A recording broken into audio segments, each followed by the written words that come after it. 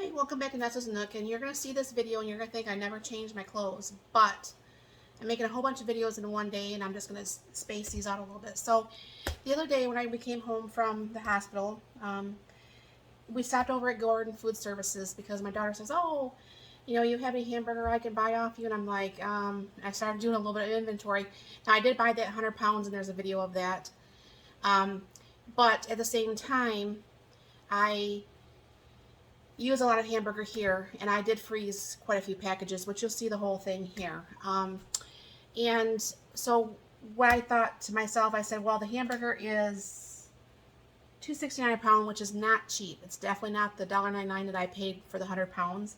However, it's better than $5.99 a pound right now. So I have a 10-pound log down here, and what you'll see is I'm putting it over here in my 8-quart Instapot. Okay. And this is probably going to take 2 different loads, which is fine. I mean, I can show you on the first load and I can finish it up. Because my husband and I is going to do up some yogurt when this gets put in here, so it'll all work. So I just pulled this out. Now I do have about a half a cup of water down at the bottom. It's going to be enough to not give this the burn notice or anything like that. And I actually have the steamer pan. Now what happens is with that steamer pan, it makes it very nice because like the grease kind of like comes out the bottom of it. So you're not having to have all this hamburger set in its own grease, which is absolutely gross, but that's just my thought of it. Because if you watch my videos at all, you will see how I actually will pull the hamburger out, and it's already pre-cooked in the Instapot. Let me wash my hands again.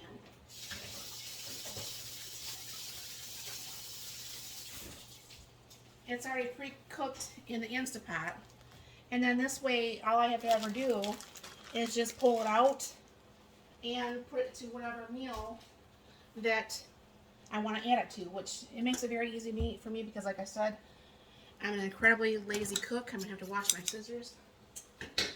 And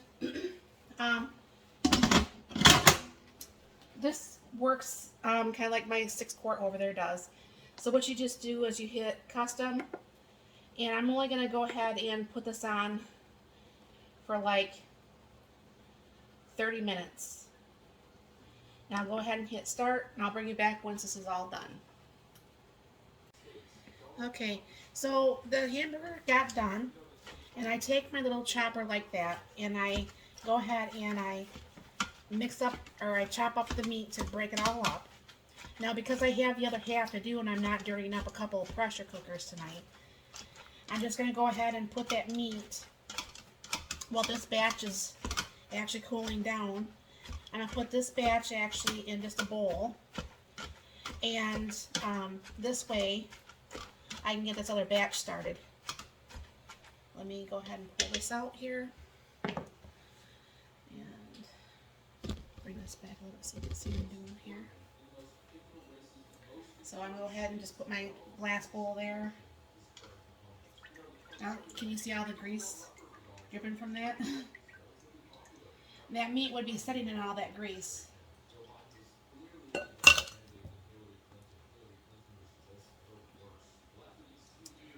as you can see, the hamburger is all done.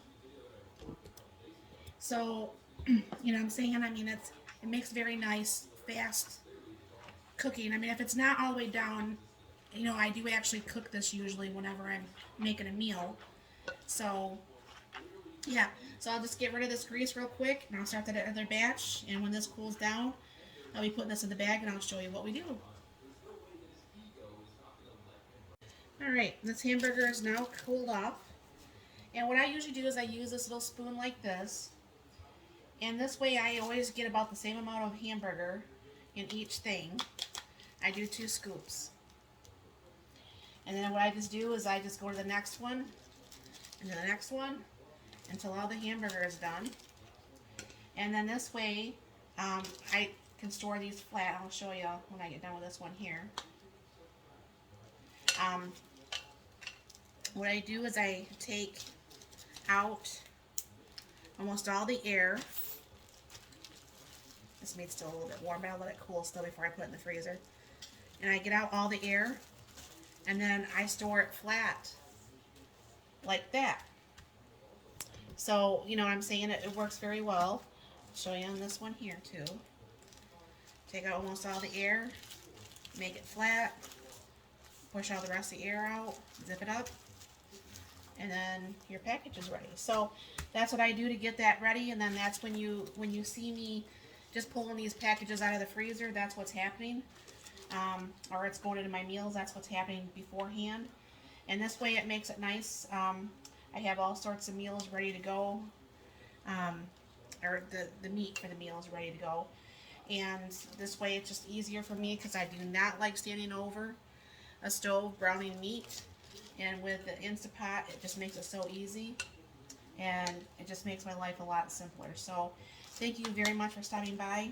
You have a very blessed and wonderful day.